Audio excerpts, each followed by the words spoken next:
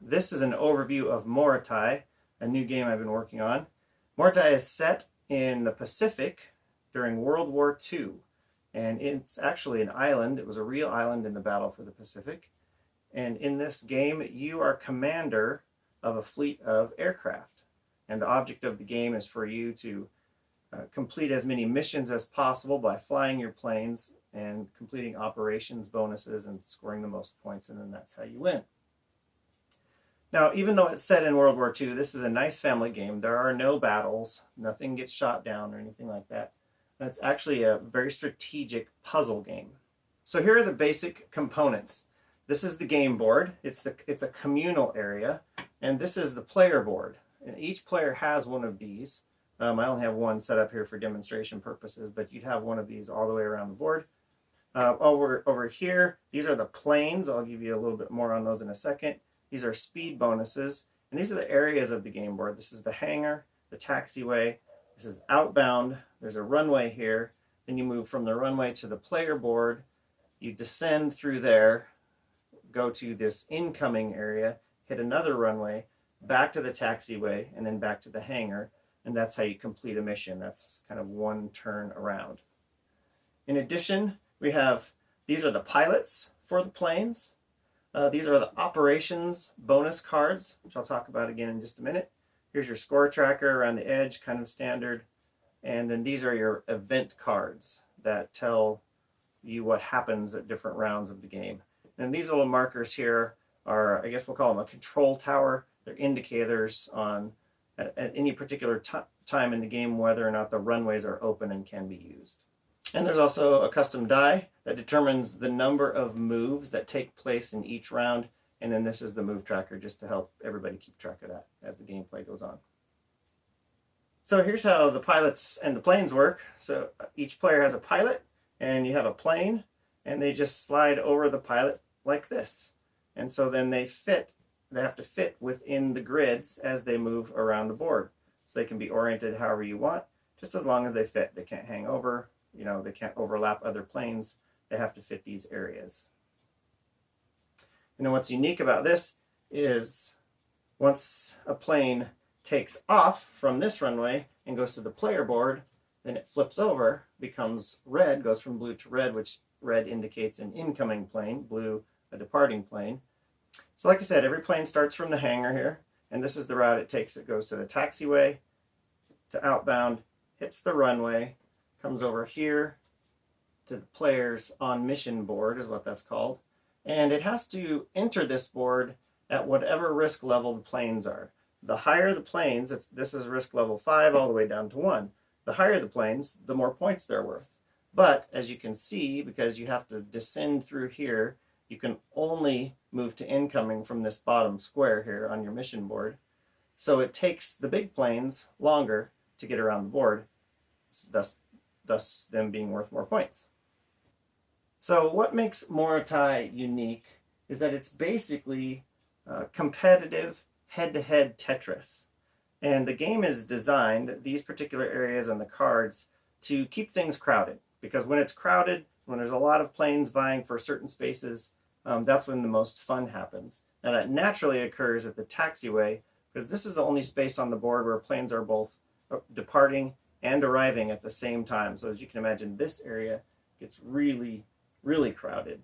But these cards and these control towers here are designed to keep things crowded, because that's when it's most fun in the game. So additionally, there's opportunities to block your opponents by occupying spaces on the board and making sure they stay full, especially, like I said, here at the taxiway. Another thing that's unique about this is once a number of moves is determined, every player makes multiple moves every round, so they stay engaged. So let's say this round we have 4 moves, and it's a 4-player game. So this player would move first, this player, this player, this player, that's 1 turn around. And this player, this player, this player, that's 2 turns around. So everybody's moving a lot. So all these Tetris shapes and planes are being moved pretty frequently all throughout the board. So the game is constantly changing as far as which area is crowded, which area is open, what's happening in the taxiway, who's scoring, all that kind of thing. And then the event cards, these are flipped over at the beginning of every round. And they all do different things. And I'll explain those to you in just a minute. But what they do is they keep each game unique, because some cards add planes into the game. So you don't start with, you start with 8 pilots, but you don't necessarily start with 8 planes. So as the planes come into the game, the board gets more and more crowded. And so event cards do that. But event cards also do things like shut down runways, or clear the taxiway, or you can't use this runway because the power's out, or something like that. So the event cards cause all kinds of things to happen, and because that's random, it makes each game completely unique. So there's several strategies that players use in Morotai. The first is these speed bonus tiles. So at the very beginning of the game, everybody starts with planes in the hangar, and the first players to complete missions, like let's say you complete a risk factor 2 mission and you're the first one, you get 4 bonus points. And so there's incentive to get around first. So that's one strategy. Other strategy, some players decide they don't want to go after those. They would just rather block up areas on the board. So they try to just consume areas so that other players can't move through those areas very well. The danger in that strategy is when you're blocking up an area on the board, you're also not moving. So it's hard to score when you're not moving. Another point of strategy are these operations cards, which I'll explain again in a minute. But so you can see there's not really one dominant strategy. There's multiple strategies at play here. And the strategy can need to quickly change depending upon what the event card says for that particular turn. So here's a bit of a closer look at the planes. Like I said, they have different risk factors or levels. Level 1 down here, these are small shaped planes. They're easy to get around the board. They're not worth very many points, but you can move them easily, so it's good to have them. Level risk factor 2, 3, all the way up to 4, you can see all the different 4 shapes and the different 5 shapes. There are multiple shapes of 3 here as well. And again, those are all the Tetris shapes that are used to move throughout the board. Again, each plane is blue on one side and red on the other. So here's a good example of how they're oriented differently. When it's blue, it's oriented this way. When it's red and landing, it's oriented this way. Okay, here's a look at the different event cards that can happen in the game. These cards all add planes to the game. This one adds a new plane in the hangar. This one adds a new plane into the outbound area. And this one actually adds a plane to each player's on mission board. There's only one of those in the game. There's multiple of these because these are the cards that add planes into the game. And then when we run out of planes from this area over here, from the aircraft supply, then that triggers the end of the game. So aside from the cards that add planes to the game, we also have cards that other things happen. Here's a tropical storm. No plane may leave the hangar. Dead radio and air raid both do the same thing. They're basically a clearing mechanism that keep the game interesting. So any planes in the taxi have to proceed directly to the hangar because radio's out or because of an air raid. There are also 2 event cards that impact these hazard areas in the game. Basically, when the card comes out and is drawn at the beginning of the turn, if this event card comes out, then this area of the outbound can't be used. Now, the interesting thing is, let's say there's a plane sitting there and they're within the hazard area.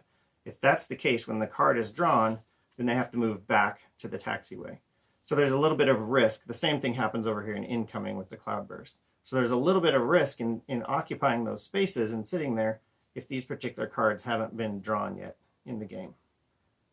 Additionally, there's 2 other cards that both shut down the runways for an entire turn with the runway repairs and the radar out. Here's some examples of the operations cards. Now how this works is at the beginning of the game, each player draws 6 and they have to select 3 that will become a part of their game.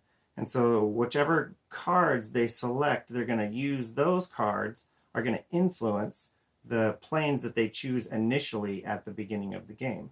Obviously, if you take this card, Operation Look and Leap, it has 2 recon on here. So you're going to want to make sure and pick at least a couple of recon planes at some point in the game, because as they complete a mission, then that's how you score according to this. So to get the bonus points for this operation, you need to score 2 recon and 1 bomber. So you'd have to get those 3 planes all the way around the board, and then you'd score an operation bonus points of 11. Okay, so I just wanted to give you an example of what the game board would look like. This looks like a little bit more than halfway through the game, because it looks like a little over half of the planes have been introduced. So you can see all the pilots from all the different color players. I have a 4-player game set up here. We have 3 moves according to our move tracker in this turn. And according to our event card, no plane may use the P2 drone runway. So this runway that's moving into landing into the taxiway, no one can use it on this turn. So things are going to get a little crowded. All right. So a couple I'll just make observations about the players. So let's start with yellow over here, our example. Here's their player board. These are the operations cards they selected at the beginning of the game. These are just indicators as to what missions they've completed. Once they complete all the missions on the card, then the operation bonus is active and they get those points, which are here. You know, you can see examples of those points. So yellow has a couple of planes waiting to descend and move from their player board to the on mission area, but it's getting a little bit crowded over there, and we can't use the runway this turn. Yellow also has a player or a plane waiting to score, a plane waiting to depart and go back out. These planes here in the hangar, according to the rules, when a mission is completed, that plane is left in the hangar because according to the game, we're all on the same side. We're all in the Allied forces. So any plane is available to any player that's left in the hangar. If you have a pilot and it's your turn and you have moves remaining, you can use your pilot, pick up that plane, and take it out of the hangar. So that's why there are planes sitting here in the hangar. Looks like red is trying the strategy of occupy as much space as possible in the taxiway. So he has 4 planes in there, but because he's got 4 planes in there, he only has 1 plane on the way out. And so there's kind of the give and take of that particular strategy. Green, let's see what do we have for green. Green's got a lot of planes moving this way. He's got a plane stuck here and incoming that can't land yet because on this turn the runway is closed. And it's going to be awful tricky to land this shape of plane into that taxiway because there's no space right now. So he's going to have to wait until that clears up or have to move some of his own planes out in order to free up space. This is the blue team, and he has a plane here, 2 planes here waiting to come in, which is a bummer because, again, the runway's closed on this turn.